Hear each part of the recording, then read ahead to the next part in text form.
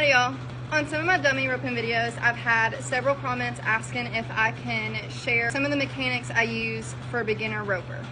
I do want to go ahead and say that I am not a professional roper, I am not a trainer, and these are just things that I use when I practice. The first thing that I feel is important is my first swing. Whenever I come up for my first swing, I want to make sure that I'm already looking at my target, usually the calf's right shoulder. And when I bring up my rope, I want to make sure that I turn my hand over, bring it around, and I get my thumb down. The second thing that I really try to focus on when I'm practicing is the angle of my tip when I'm swinging. So where my foot is the tip of my rope. So for example, if you're swinging and your swing is too flat or your tip is too high, you're going to throw over your calf's head or top knot, which will look something like this.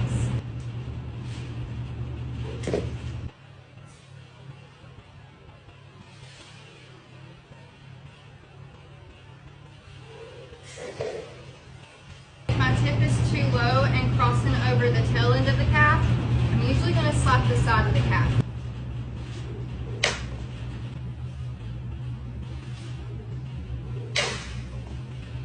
Ideally, you want your tip in the very first swing to cross over around this area.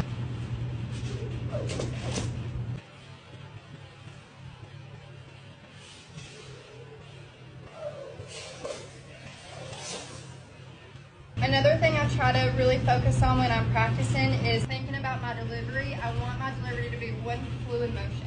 I want the tip of my rope to be what carries my loop to my calf's head.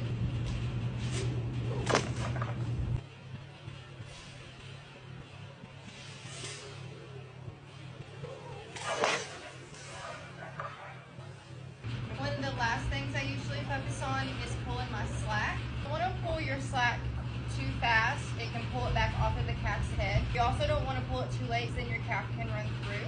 When I'm practicing and focusing on pulling my slack at the right time, I'm going to wait until my rope figure 8 and I see the curl come across, and then I'm going to pull. So that should look something like this.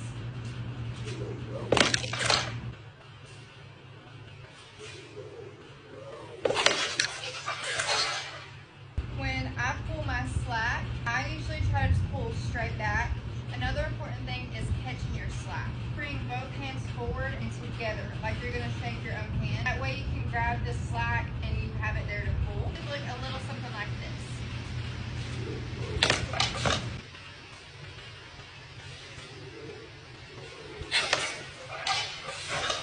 So those are just some of the basics that I like to practice with, just to keep it simple and keep it slow, and then you can always build from there to master the mechanics and not create any bad habits.